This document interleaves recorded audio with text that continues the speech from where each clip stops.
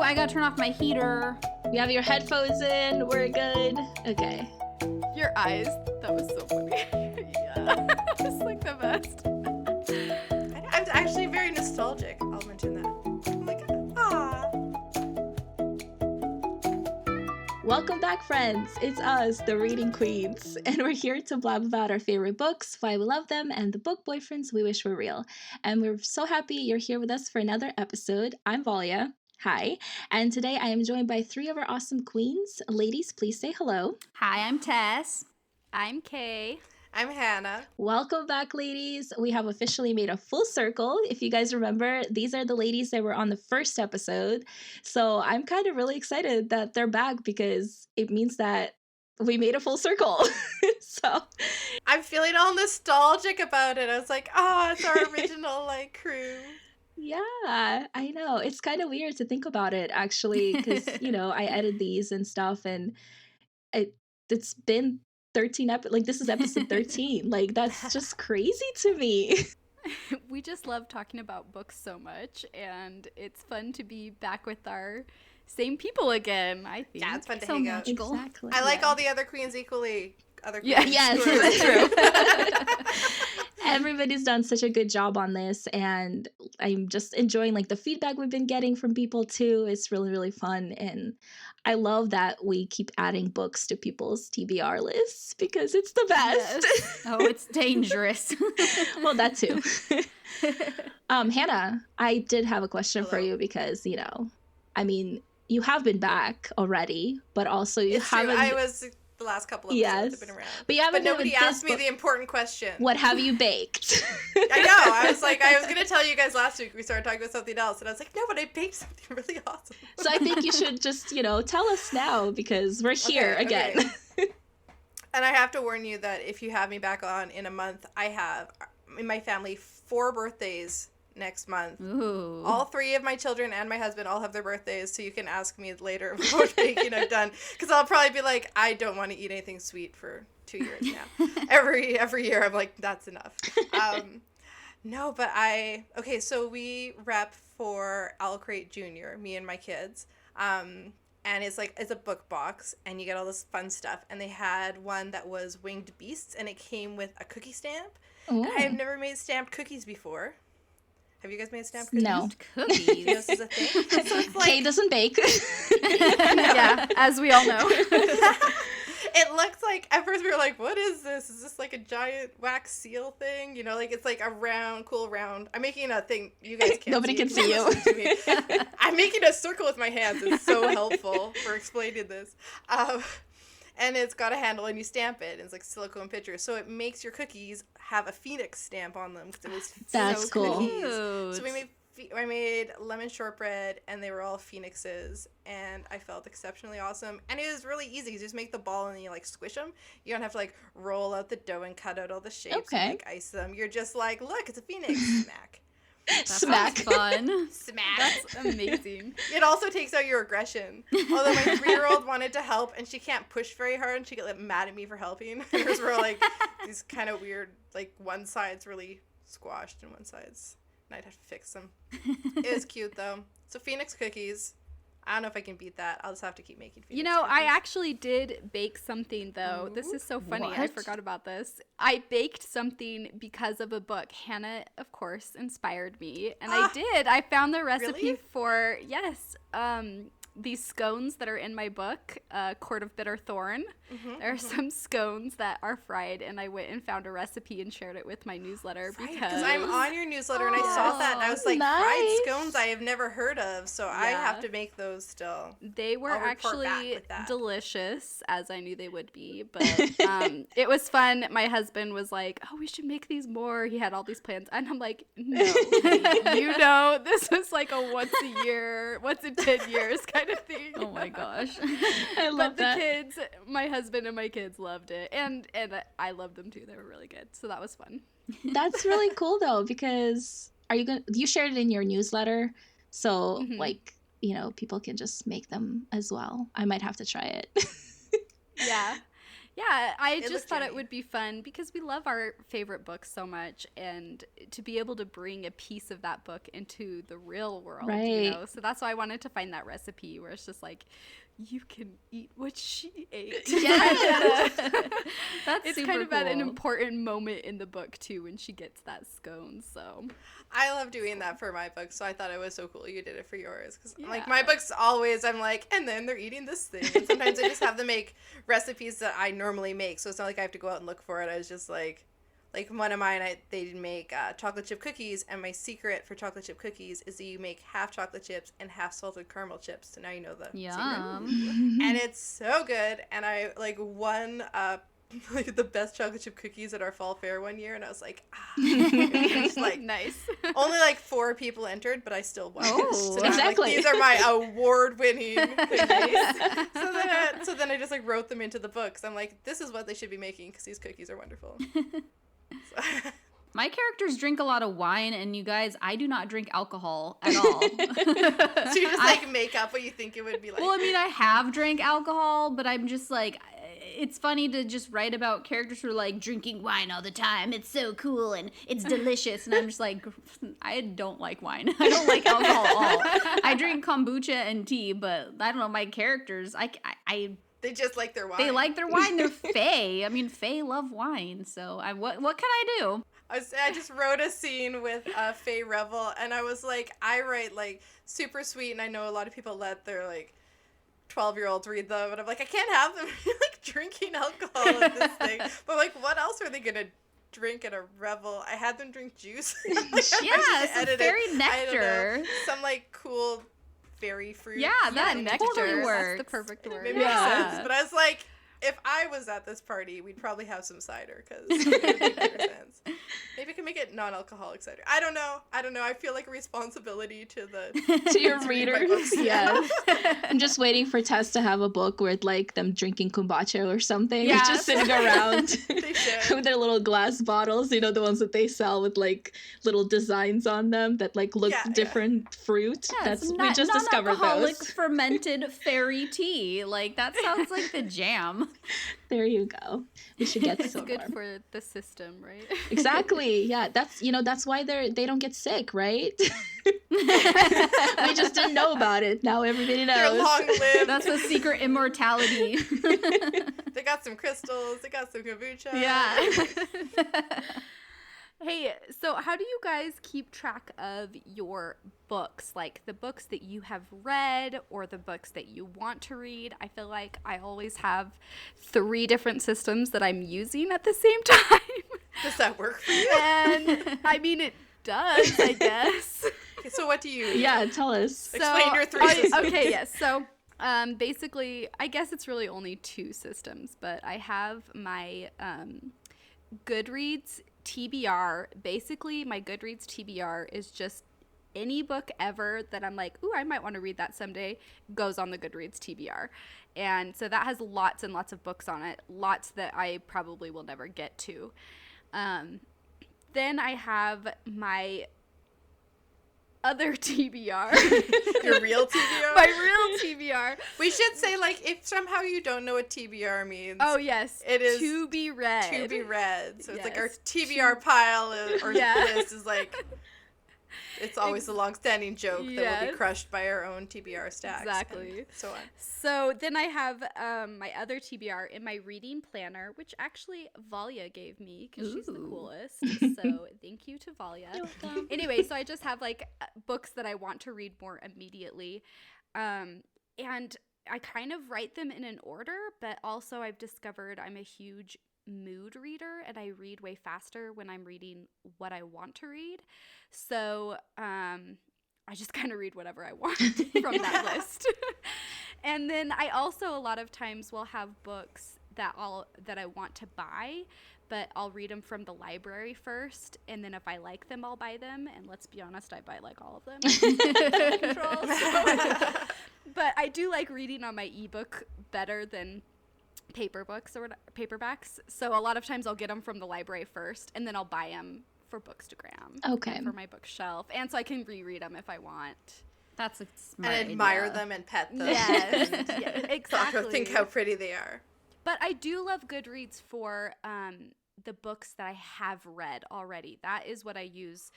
Every book that I read, I always write a review for it and I always put it on Goodreads. And I write the review mostly so that I can go back and look at my review later and remember what the book was about. Like, it's purely for my own benefit. And it works great. And anytime I'm going through and someone asks for a specific, like, hey, do you know a book that has, this kind of a character? I just go look at my Goodreads list of books that I've read, and I'm like, oh yeah, how about this one? So I love it for that. That's better than, like, I usually just stare at my bookshelf and then realize that I read half my books from the library, and I'm like, I don't remember. I'm sure I read something about that. I've seen people make like lists within Goodreads, and so if you see like a review, they'll have like certain lists that have like maybe a trope or whatever. Do you do any of that? No, I don't. I just keep track of. I just look through my list of books that I've read, No worries.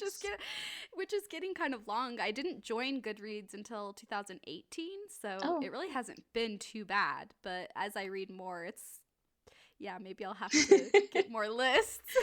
Yeah, to separate them a little bit more. I tried doing the list thing at one time, and literally the only reason I started the list is because I like had my first DNF book, which is did not finish, and I was like, I need to put this on here just in case I ever just like forget that I didn't like this book and I wanted to reread it.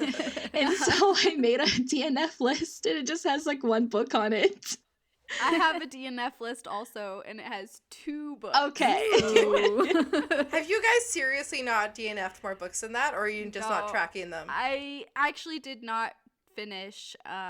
They're like Queen of Shadows. I started that last year, and it's just, the length was just too much for me at the time, I think. But I do intend to read it again. I intend to finish it someday. I just needed like a break from it, But the 2 that I have on my DNF list, I am not really ever planning to read. So. I feel like I DNF like a solid 10% of the books I pick up. Okay. Maybe less. I would say at least like 5 or 6 a year. I need to track it better, and then I'll tell you next year how I do. But like, I'm always, maybe because I'll pick stuff up in the library and I'm like, the cover is cute. Maybe I'll like it, and I know it's like a risk, but I'm still curious. But I also feel like life is too short to read books I don't want to read when there are so many books that I do want to read. I just can't be bothered. Yeah, for the longest time, I would not DNF anything. I was like, nope, I'm getting through this. I picked it up. I have to read it.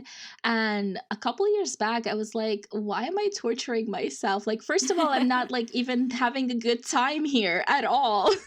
Like the one book I DNF'd, it was like, the cover was so beautiful and it really pulled me in. And I love the publisher and the stuff they were coming out at, especially at that time. And I picked up this book and I started reading it, and good, like, I don't know, the first 20 pages, she was already, the girl, the main character was in like a love quartet or Oh, wait, wow. it was actually, it Three was other her. guys? No, it was her and 4 guys. So however wow. that is. Quintet? Yeah, quintet. And I was like, what is even happening here? And it was not written fun at all. Like it was just not, I was not having a good time. And so I'm like, you know what? I'm going to put this down for a while. Like just maybe I need some distance to, rethink. And then I never went back to it. And then a couple of months later, I was like, yeah, it's going on my list. I need to remember not to read this book. So that's how that happened. So yeah, but now I feel like I DNF more than that. I just don't track it as well as I should probably. And I always feel bad. Like so I've been trying to track on Goodreads because I never used to track my reading at all. And then last year was my goal. I'm like, I'm going to track them on Goodreads so I know how many books I read in a year. Yeah. And I had always said I read 3 to 4 books a week. And I think I used to read 3 to 4 books a week, but I read 53 books last year. So clearly I did not read 3 to 4 books a week. I read a lot faster, I think, when I read romance, because I can read a romance in a day and a half. But I cannot read Brandon Sanderson in a day and a half. So, it's like, whatever. I almost feel like we should track, like, how many pages we read a year. On Goodreads, I guess they do, show yeah. you. Because people who are like, I bulk mine up with, graphic novels. And I'm like, well, I don't know. Does it make us feel better? It's a weird, arbitrary thing. I'm like, is this supposed to be our leisure time? But anyway. So I have a DNF shelf on it. like, that I just put things on that shelf if I DNF them. But then I always feel bad because I feel like, I don't know, it's like leaving a bad review, kind of. Yeah. Like, I'm not someone who ever leaves bad reviews unless I'm, like, so angry that I feel other people should know how terrible this book is. Which doesn't happen very often. I'm pretty good about not picking those books, but I'm like, what on earth? So I feel bad. Especially, I occasionally read ARCs, and if I, like, an advanced reader copy, and if I get an advanced reader copy, and I don't want to leave a bad review, and I also don't want to waste my time finishing it, because it's just not my thing, I feel bad. But then I'm like, feel like I should be tracking honestly now that I've started tracking my books. Yeah. So I just use Goodreads. I got a new Kindle a few months ago, and I realized that if you flip to the very end of the book, it automatically triggered, like, leave a review on Amazon and Goodreads. And, like, just a star rating, which I am fine not leaving a full review. I just kind of, I'm trying to start slow here. I have never tracked before, so I'm like, make this as easy as possible. Yeah. So 90% of my ebooks will do that. Like, sometimes, again, I'm reading an ARC or something, I won't, but that made it really easy for me that I could just, like, click it as read, and I know, like, and they also help out the author then because it leaves them an Amazon star rating. Right. And I feel less bad if it's a 3.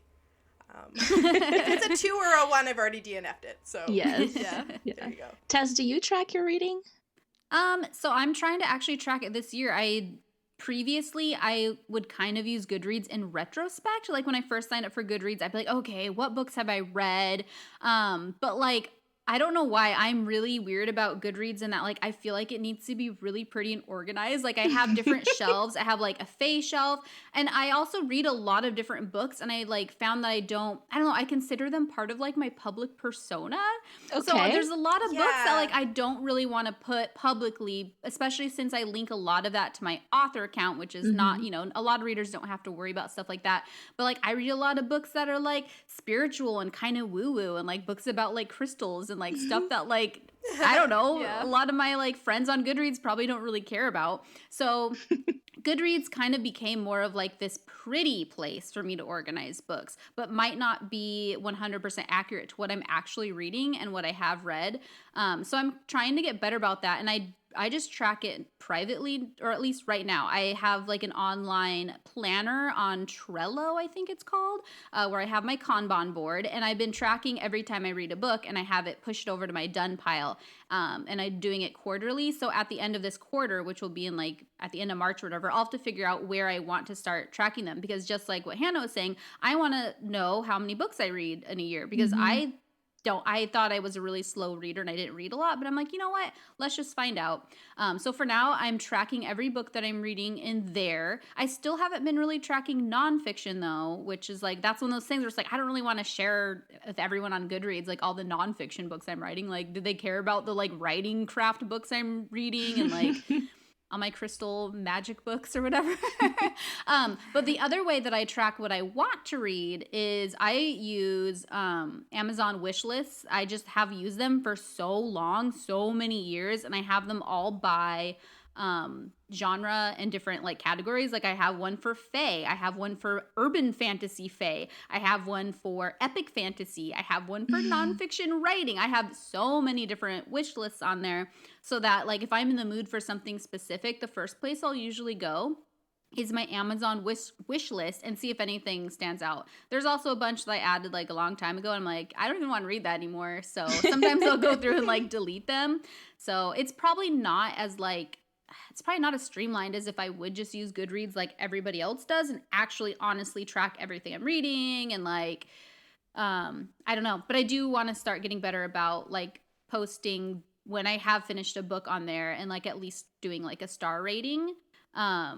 But I am, like, kind of the same where I'm like, if I don't give it, like, a 4, I don't even want to, like, put a star on there, because it's, I mean, and the thing is that a Goodreads 3 is a good amount, but I'm like, I don't know. What if they find out and they're like, you 3'd me? Like, when am I ever going to meet this author? Like, when am I going to meet this, like, famous author? Sometimes they're people I have met, though. That's like, if true. it's another indie author, I'm like, oh, Yes, I don't true. know. I want to be honest. And, like, everyone has a right to their star rating, you know, readers really do. But I think it is a little bit harder for authors just because we all want to like support each other, and you know, it's kind of hard to like be like, I don't want to 3-star you. You can leave a review without leaving a rating on Goodreads. Okay, yeah, that's cool. That's good to know. I've never seen that. Because then I could just say what I liked about it, and then I don't have to be like, because I don't like to mention the stuff I didn't like. I think that people... I agree that as an author, there's definitely... Like, if you're saying, oh, I hated this book, blah, blah, blah, I mean, and you're an author, that kind of comes across the wrong way. That's not that's just weird. Yeah. And you were saying you don't always know if you want to share them all. Like, I find that, like, I read books. Like, my books are very sweet and very clean. And I read books that have a higher esteem level or a higher violence level or things like that. And I'm always like, I hope people aren't going to look at it and assume that the books I like are similar to the books I write and then get annoyed or upset if they like take so I'm like, I'm not recommending, I'm just saying I read it. That's true. Yeah, that's really interesting that you said that about the Amazon wish list thing, because I do that and I didn't really realize it until you started talking about it. Oh, okay. So I'm not the only one who uses them. So I have lists. I have private lists the same way. Like when I was writing, mine are all private. They're secret. Yes. That way it doesn't have to be a public thing. Yeah, and that's the thing too. It's like I even put books on there that I already have purchased because they fall into a certain category, like the fae books, or the writing books, like you said. Like that's interesting. I use Goodreads. I do track what I read. Like I used to be more about tracking my progress of reading the book. Like I would actually be like, I'm reading this book now. Let me put it on my currently reading, and then track it from there. I don't do that anymore. I usually go back and just track that I just read it so that it goes into the book that I read for the year. And I don't give it star ratings anymore. I used to star rate everything. Now I will write like a sentence or two for a review if I like something specific. But I started being very careful about the star ratings. And that's interesting because like I think it is because we're writers first. Yeah. And so it like really makes a difference.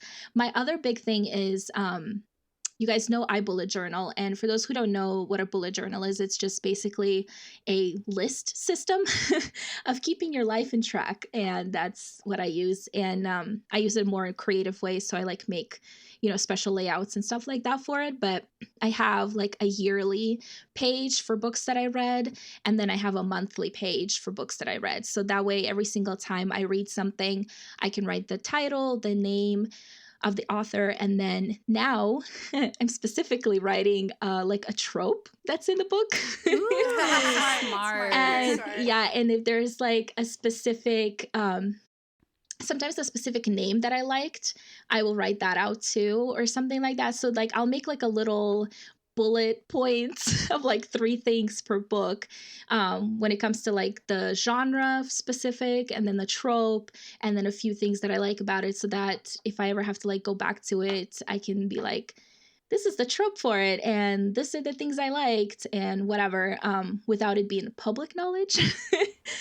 But yeah, I don't know, that's really interesting to me, like the way you guys track stuff. I want to know what how you guys track stuff. That's what I was thinking too, because our listeners are not going to have the same things that we have with leaving a star rating on Goodreads. That's hopefully not going to be an issue for readers. Our don't have to feel as bad. That's just a PSA, you guys. You guys as readers do not have to feel as responsible as we do. So don't feel guilty. If you're, writing reviews, you didn't like it, you gotta express yourself. Go express yourself. Exactly. Yeah. I'm curious too. I feel like on Bookstagram, all of us are on Bookstagram, which is just Instagram with books. It's just Instagram, okay? It's just you just. They're like, what's another app that I need to download? Yeah. Anyway, I feel like a lot of people will have a TBR cart. That's like a big thing right now. Oh, like a little thing that they can, roll around that has all their TBR books on it. And I don't have a place for my TBR. I just have like my list. And we just moved just over a year ago. And at that time I was able to make sure and get a shelf that fit all of the books that I have, plus have room for more. So my shelf situation is pretty excellent right now. Nice. So I've got lots of room, but I don't know. Do you guys have like a place that you put your TBR pile? No way. I mean, a lot of mine are ebooks, and I read a lot from the library. So the ebooks are kind of bad because I forget. I'll be like, what? Yeah, it helps now that yeah. I'm in Kindle Unlimited because it makes me return a book to get a book, and then I have to look at the list and be like, I forgot to read you. I'm going to go read you now. But I'm such a mood reader, too, that I kind of don't want to have anything. I always joke that my library stack of books I have to return is my TBR. But I'll look at those books and be like, I'm in the mood to reread something off my shelf. I'm going to ignore you, stack. Because I'm always like, this is what I do for fun. And I organize the crap out of a lot of my life. And I don't want my leisure reading to be this Too thing. organized. Yeah. Oh, but like, I'm jealous of you and your extra shelf space. I do not have that. Oh, I've got stacks right now in my dresser. And my husband's going to start complaining again soon. I need some more shelves. I keep buying books I've already read, so it's not even, again, it's not that whole like, oh, I should read it because I bought it. I'm like, I buy it to show it off on Instagram or because I want to see the pretty cover, but I've already read the ebook or read it in Kindle Unlimited, so I just like buy it and then like put it on my shelf, and I'm like, there you are, you gorgeous thing. But sometimes I like going back, for those ones that I love, I like going back to just my favorite parts, or just going back and reading a chapter or whatever, and that's so hard to do on an ebook. So I really do, I mean, even though, like, even when I read it, for an ebook from the library, and then I buy it, I still, like, use it when I buy it, not just for Bookstagram. That's funny.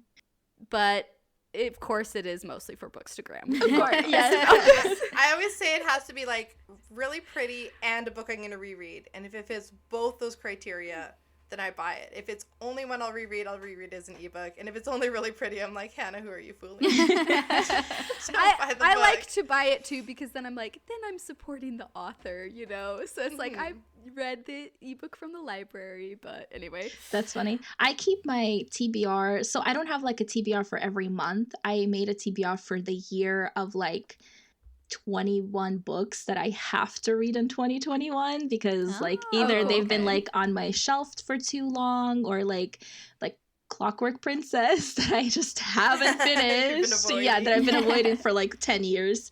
So I made like one of those, but then I separated. So now that I have an office for like my writing and reading and stuff like that, I don't have books in my bedroom. And so the only books that I have in my bedroom are like right now are 7 books from that 21 pile books basically on my nightstand. And so that way, like when I finish like a podcast book, I can look at that and be like, am I ready for one of those or not? But also like, I have to be ready for them eventually within this year.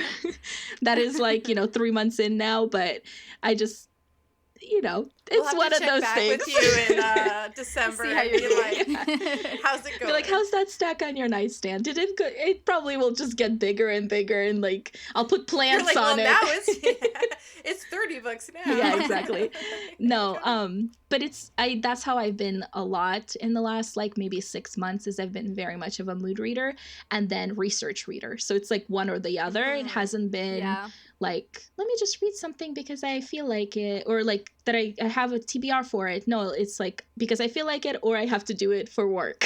Like it's one or the other, but at least I'm reading. So there's that. Again, it's like, it's for fun. We need to not like stress ourselves out about our reading for fun, I think. Like, we do not get this upset, I don't think, about what TV shows we're watching or what movies we're watching or something like that. We're like, it's just entertainment. Speak for Freedom makes yourself. you happy. I have the same problem with my shows, except show I TBR? don't organize them. And like I probably DNF shows more than I DNF books, and it's not always because I don't like them, but sometimes certain like aspects of a show or something will like just not be what I want, or I'll like chase the shiny object. I'll be watching a show and I'm like, hey, this is pretty cool.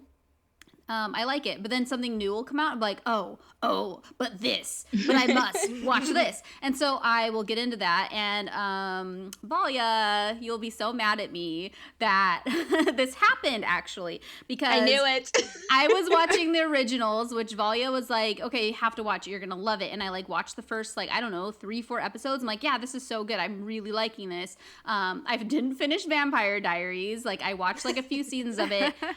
There's so many other shows that I liked, but I just didn't finish. Outlander, I did not finish the newest season. There's so many, you guys. I don't know what's wrong with me. I DNF'd the 4th book of Outlander, so I always figured that the show's gonna taper off for people sooner or later. Yeah, so that happened, and the shiny new object was Discovery of Witches, season 1. I haven't read the book or I don't know much about it, but I really want to watch it because the show previews whenever I see one come up looks really good. So I started that because I noticed it was I can free watch it on Prime, and so I watched it and I'm obsessed with it. And then last night I started reading the book. Nice. Valia's gonna be so mad at me that I'm cheating on the originals. Yes, I am actually. I couldn't help it. I really especially because it's kind of that same thing with books where I already forget which one of you guys said that just now, but that you'll read faster if you which one you said that if you read something faster you if it's wanna something read. yeah, was that UK?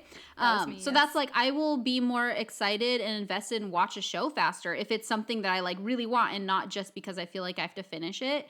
So I've been letting myself do that, and so I did. I've been watching Discovery Witches, and I'm probably gonna binge watch the rest of season 1 today. But yeah, it was pretty good. I got pretty sucked in, and so now I'm reading the book too. I'm just really hurt now because you should be wanting to watch the originals. I want to watch it, but for some reason it's not as shiny as Discovery of Witches. I don't know really why. funny. I don't. It's so weird. No, but I also think that Discovery of Witches is more towards what your interests lie, because you write romance and magic and all that Yeah. stuff. So The romance was good. It drew me in right away. I was like, oh, dreamy. Yeah, it definitely has that. I remember I watched the first season when it first came out.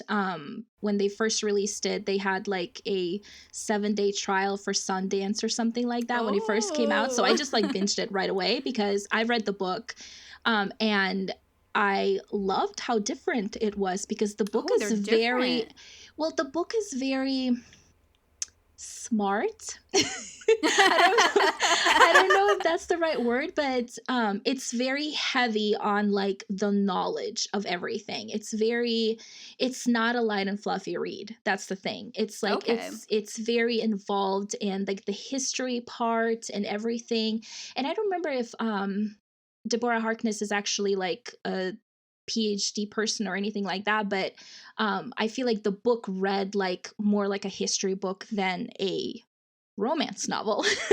Interesting. So Okay. the show just focuses on I guess not the fluffiness of the romance, but it's just you get more of the characters. The book it moves is really more fast too. Yes. That's the only thing that I wasn't super impressed with, was that it went from I'm stalking you to let's hang out to I love you really fast. And I was like, okay, I need to read the books, because I kind of want to get the in between of the emotions and I don't know, some more world building to tie those together. I loved it. Get a lot of world Okay. world building. We'll see if it's World what building I- helps you get from stalker to romance in Yes. a more believable fashion. Yeah. I felt like I was reading more. I enjoyed the book fine, but it's not my favorite read, because I Okay. felt like it was just so much information. It was very heavily focused on that I didn't get enough of characters. And that's just my personal opinion, because I know other people who love the book so much, or the whole trilogy. And the show itself was very much just the characters instead of having all of that. So I think doing both is a good balance, because then you get both sides basically. But Well, we'll see how that goes. We'll see if because that's happened before too, where I've read books based on a movie or a show, and I will maybe follow along for a while until I feel like it's not actually giving me the same star dazzly feeling that the show is giving me. And I will DNF a book or not continue a series if it's not really what I thought it was going to give me. If it gives me more and something different, then that's awesome, and that happens too. So I'm only like 3 chapters in on the book, so I'll report back if I end up finishing it. I'm very interested now to think what you think, because you watched the show first before you started the book. So I do that a lot. It's sometimes safer, I think. Yeah, because is it having did Discovery of Witches have a new season come out or something? Yes. I feel like everyone's talking about it right now. Season 2 just came out. Yeah. Well, in the past. When we recorded. Sorry. Sorry. Oh. Well, that's funny. Yeah, that's funny that you were talking about organizing TV shows too. I have never ever thought to do something like that. But also, you guys know, I don't watch a lot of TV right now. Yeah. My husband does, and I just sit next to him and read while he's watching it. There you go. We watch a lot. That's funny. That's how I organize my shows too in the Boy and Bully Journal. I used to actually keep track of the episodes. So I would write out the show, and then I would just make just boxes for how many shows there was. And I would just color that in whenever I watched how many. When I watched the originals, that's what I did. And I circled the episodes that I loved so that I can go back and rewatch it. Smart. Yeah, I need to go back to doing that. I haven't been doing that as much because I haven't really been watching TV either. But I think I need to go back that. And I track movies the same way. I just have a list where I just write down what I watched. And if I particularly hated it, I will write it. I feel so haphazard now. I'm I just watch things. I know. And I watch other things. Well, I do love rewatching shows and movies. So I'm more too, than though. rereading. So I need to know exactly where to go if I want to see something. I know on Gilmore Girls which episodes Okay, yeah. I love best and things like that. But I just know them. I feel like too, if lot. it's a movie, you can just rewatch the whole movie. But that's smart to keep track of the episodes because Yeah. that's harder to know Mhm. which episodes, which number was it? I Right, don't know. right, exactly. I mean, unless it's Julie and the Phantoms, then I just want to watch the whole thing. Or Teen Wolf, then I want to watch the whole thing. Oh, Teen Wolf, that's another one I need to put on my to Yes, be you watched do. list. I will gonna make you tell watch you. that. That I started watching Julie and the Phantoms. You did? Oh, yay. Yes, I've watched 3 episodes. Nice. I think. So my husband's working nights right now. Well, evenings, because he would not watch this movie. We watch other stuff. But we were watching Star Trek, which I could also talk about, which I love. I feel like Star Trek is incredibly underrated. But anyway, so I watch the girly stuff because I watch shows almost every evening because I like to draw while I watch. So it's when I do a lot of my illustration work, and especially if I'm by myself, I just want to put on something cute and just watch it while I draw. It's a good evening. So I watched Julie and the Phantoms, and I wasn't sure if my kids would be into it or not because they're kind of at that in between age. They're 8 and 10. And then my 10-year-old came up and she was like, "What are you watching?" And I was like, they're boys and they're in a band, but they're dead and they're ghosts and they're hanging out with this girl and she likes to sing and she's like, "I want to watch it." I'm like, "Well, I don't know if your sisters do though." So it's tricky. We're going to see. I'll probably watch it without her to finish it up, and then maybe sometime we'll watch it together. Because we have all these shows. I have the show I'm watching with my husband, Star Trek Discovery right now. I have the show I'm watching by myself, which is Julie and the Phantoms. And then I have the show I'm watching with my children, which is Great Canadian Bake Off. And then we have the show we're watching all together as a family, which is Hilda.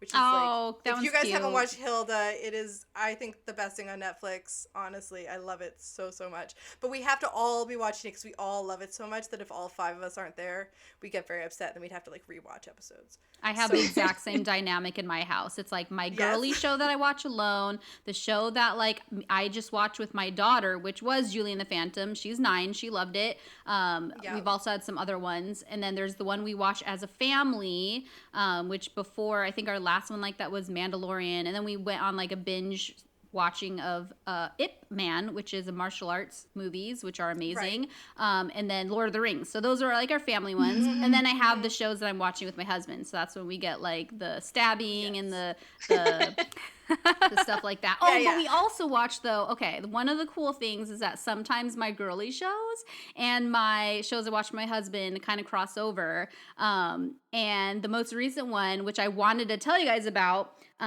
is a K-drama, and it's called Crash Landing on You. And the reason that I thought it was just this week has been so crazy because everything that I'm watching and reading is the forbidden romance trope, which was we just talked about. Nobody invited Tessonja to the forbidden romance episode. Which is funny because I remember, when y'all did that episode, I was like, I don't know any forbidden romances. Like, I'm so glad I wasn't on that episode because, like, I can't even think of a single book. And then this week goes by, and I'm reading Daughter of Smoke and Bone. Finished that. That was forbidden romance. I was like, oh, I didn't know that. Didn't know that's what I was getting into. Then I'm watching Discovery of Witches, another forbidden romance because they're like not supposed to date with the witches and the vampires. And I was like, oh, dang. And then last week I finished a show called Crash Landing on You, which was, oh my gosh, the most forbidden-ist, forbidden-y trope swoon ever. Okay, so I guess I haven't watched a lot of forbidden romance, but this one is like really intense and really emotional because it's about a South Korean woman and a North Korean man who they like accidentally like are in this situation where they're like, he's trying to help her get back to the South. She's not supposed to be in the North. She didn't mean to get in the North. So it's like real. Like this is like really dangerous. So it hits you in the like, okay, it's not just like, oh, our parents would say no, or, oh, it's a law that's just very outdated. Like, no, they could get into some serious trouble and like be executed by their governments.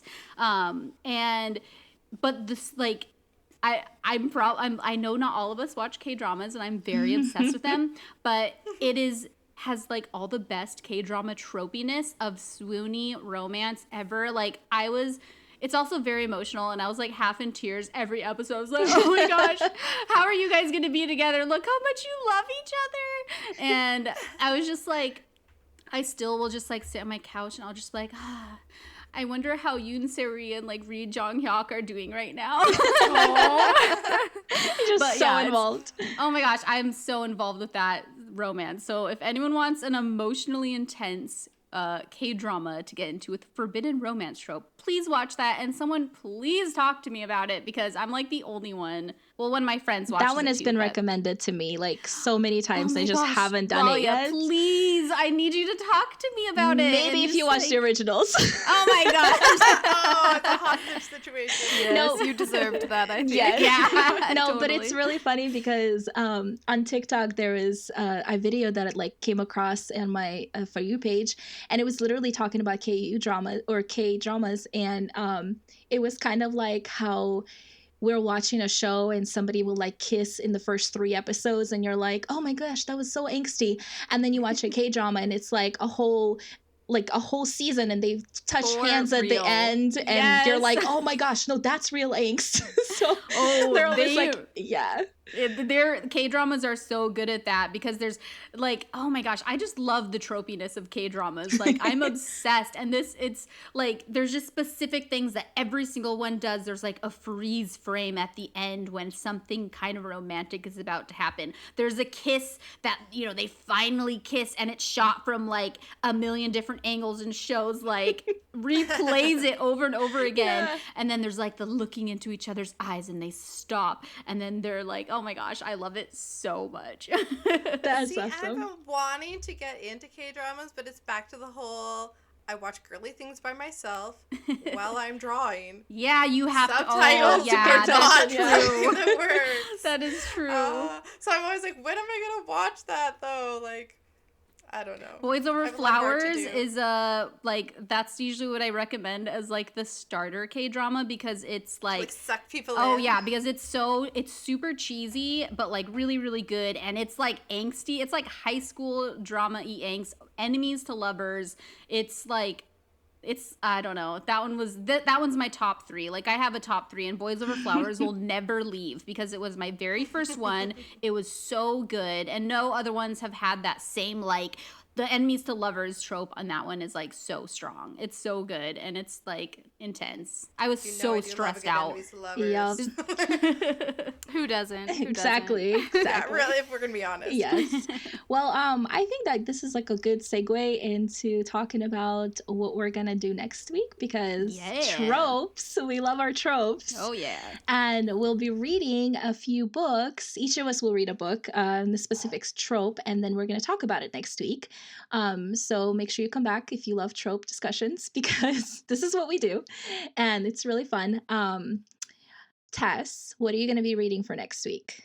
I'm going to be reading 6 of Crows. Yes. Bye. Oh, that part. You guys, why do I mess that part up every time? It's by Leigh Bardugo. Yes. I just love calling you out on that. It's great. Kay, what about you? What are you going to be reading? I'll be reading the Renegades Trilogy by Marissa Meyer. Well, I don't know how much I'll read. I read the first book about a year ago and I loved it and bought the other 2, but I still haven't read them. So I'm going to read at least the next one, at least number 2, and then hopefully we'll see how far I get into number 3. We'll find out next week. Very nice. But yeah, the Renegades Trilogy by Marissa Meyer. Sweet. Hannah, what about you? I'm going to be reading Red Rising. Spoiler, I've already read Red Rising. I think everybody knows that. I believe it's come up before. I've read the first 3 and then the first book of the second trilogy, so I will be talking about it as a series. I don't know if that helps you figure the trope out. Yeah, there you go. Maybe. Probably, maybe. Well, I'll be reading The Gilded Wolves by Roshani. Last name I will not try to pronounce because I always mess it up. But Roshani. Yeah, Roshani. But I'm really excited because I really like her writing style and I've read her other books. I just haven't read this one even though it's been sitting on my shelf. So I'm really, really excited to read it and then talk about the fun trope. Is that one of the books of your 21 for the year? It's not. Oh, no. It was on your shelf. I was hoping we can get 2 birds with one stone. Okay, so you can't see my shelf, dear listeners, but it's behind me. Most of those have been there for a while, okay? And basically anyone I pick from there can be on my 21 list. But no, they're very specific books that I picked. But yes, very excited to talk about it. You guys might have heard us talk about a little bit about this before because it's kind of a very near and dear to my heart trope, and I've mentioned that. So if you've been paying attention, maybe you can guess what it is. And if you can guess what it is, you should leave us a comment on our Instagram. Exactly, because why wouldn't you? And I really want people to guess because I want to know. If you're right, you can have the validation of knowing you got it. It's a fun trope. I'm excited to talk about it next week. Me too. It's going to be a good one. Also, if you guys ever want to pick up one of the books we're discussing, we do have a link to a bookshop page, as well as an Amazon book club. So if you guys want to be part of the books we're reading and discussing, you can always check those out. And especially with bookshop, it's fun because you're supporting an indie bookstore. So check that out. Where are our links for that? They're on our website, and also on Instagram we have a link tree with just everything, the website and our YouTube channel and all the places you can listen. It's all on there for you guys, and the links to the Amazon book club and the bookshop are also on there. So a lot of places for the links. So if you ever need to, you can find those for your convenience and book buying needs, because who doesn't want to buy some books? Exactly. But yeah, I'm very excited to have you guys back to talk about this trope. I think this is just a really fun circle. I don't know what I was going to say there. It's going to be really fun. It's going to be really fun. I'm just going to leave that in. But thank you for listening to The Reading Queens. Before you go, please take a moment to leave us a review and make sure to follow us on Instagram at Reading Queens Pod. And stay tuned for next week. Happy reading. Bye. Bye.